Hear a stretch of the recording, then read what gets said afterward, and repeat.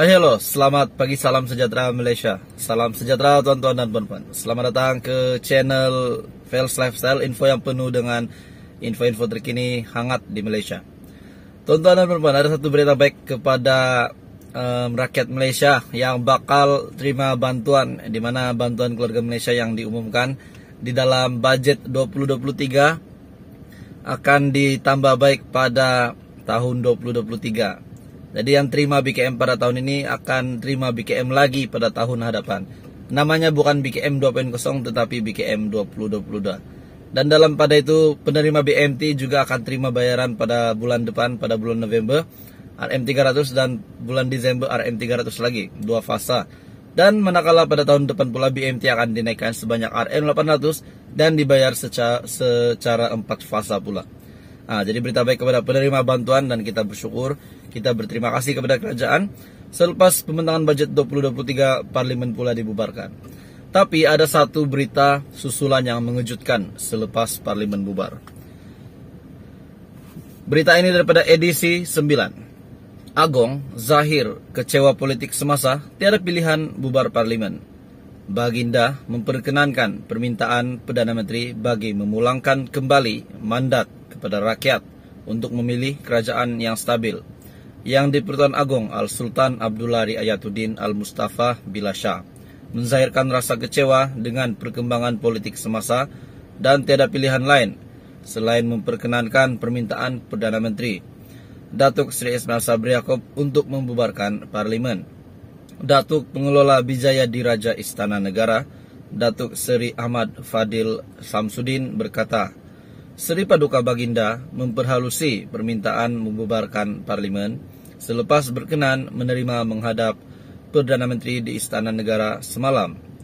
Menurutnya, dalam sesi menghadap yang tidak berjadual bermula jam 12.30 hari itu, Perdana Menteri mengemukakan sembah permintaan beliau untuk perkenan Baginda bagi pembubaran Parlimen ke-14 berkuat kuasa pada 10 Oktober. Berita ini pada 10 Oktober.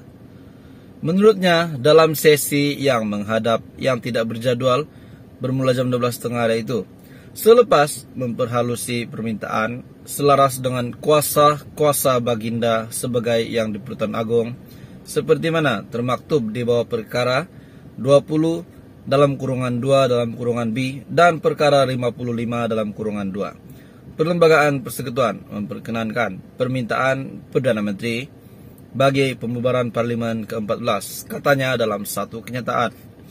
Ujar beliau lagi, Baginda memperkenankan permintaan Perdana Menteri bagi memulangkan kembali mandat kepada rakyat untuk memilih kerajaan yang stabil. Justeru, Baginda menzahirkan harapan agar SPR menjalankan pilihan raya umum ke-15 dalam tempoh masa terdekat dengan mengambil kira monsun timur laut yang diramal bermula pertengahan November. Baginda juga menegaskan bahawa negara yang kukuh adalah penting bagi menjamin kestabilan politik dan kemakmuran ekonomi berterusan demi kesejahteraan negara dan rakyat secara keseluruhannya. Jadi itu adalah kenyataan daripada Agong. Baginda juga mengajak rakyat bersama mendoakan agar negara dan rakyat sentiasa dirahmati, diberkati dan dilindungi daripada sebarang bentuk musibah khususnya banjir. Terdahulu, Ismail Sabri mengumumkan pembubaran Parlimen berkuat kuasa 10 Oktober bagi memberi laluan kepada PRU 15. Dalam pada itu, admin juga ingin berkongsi dengan anda. Terdapat rakyat Malaysia ataupun netizen yang berkata kepada admin melalui video, komennya, UMNO tetap menang walaupun undiannya kurang. Mereka mengaku undian kurang pula sebab separuh rakyat Malaysia tak nampak parti lain. Betulkah? Sampai tempat mengundi dia akan mengundi UMNO juga dah menjadi turun-menurun. Zaid jangan risau, tentu menang. Ya biarlah nak apa itu ini, jangan tersalah pilih. Bagi peluang parti yang boleh bekerja, yang boleh naikkan ekonomi negara seperti dulu ya. Jangan hasad dengki, fitnah-fitnah yang melampau seperti dahulu, bijak. Dan ada juga satu kata, calon Perdana Menteri banyak. Ahmad Maslan pun boleh, Zahid pun oke. Nah, jadi itu adalah berita pagi ini untuk rakyat Malaysia. Dengan kenyataan mereka, adakah Anda setuju? Contohnya, Ahmad Maslan dan Zahid dicalonkan dan juga UMNO tetap menang walaupun undiannya kurang. Betul atau tidak? Tuan-tuan dan puan-puan, undian di tangan Anda. Jadi mandat kembali kepada rakyat. Kita berdoa agar PRU 15 dipermudahkan dan kita dijauhi dari sebarang musibah dan masalah. Semoga semua dalam keadaan yang baik. Mandat kepada rakyat untuk memilih kerajaan yang stabil, yang di-Pertuan Agong Al-Sultan Abdullari Ayatuddin Al-Mustafa Billah Shah menzahirkan rasa kecewa dengan perkembangan politik semasa dan tiada pilihan lain selain memperkenankan permintaan Perdana Menteri Datuk Seri Ismail Sabri Yaakob untuk membubarkan Parlimen. Datuk Pengelola Bijaya Diraja Istana Negara, Datuk Seri Ahmad Fadil Samsudin berkata, Seri Paduka Baginda memperhalusi permintaan membubarkan Parlimen selepas berkenan menerima menghadap Perdana Menteri di Istana Negara semalam. Menurutnya, dalam sesi menghadap yang tidak berjadual bermula jam 12.30 hari itu, Perdana Menteri mengemukakan sembah permintaan beliau untuk perkenan Baginda bagi pembubaran Parlimen ke-14 berkuat kuasa pada 10 Oktober. Berita ini pada 10 Oktober. Menurutnya, dalam sesi yang menghadap yang tidak berjadual bermula jam 12.30 hari itu, selepas memperhalusi permintaan selaras dengan kuasa Baginda sebagai yang di-Pertuan Agong, seperti mana termaktub di bawah perkara 20 dalam kurungan 2 dalam kurungan B dan perkara 55 dalam kurungan 2. Perlembagaan Persekutuan memperkenankan permintaan Perdana Menteri bagi pembubaran Parlimen ke-14, katanya dalam satu kenyataan.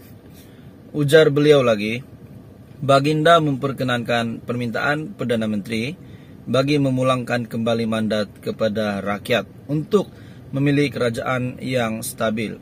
Justeru, Baginda menzahirkan harapan agar SPR menjalankan pilihan raya umum ke-15 dalam tempoh masa terdekat dengan mengambil kira monsun timur laut yang diramal bermula pertengahan November.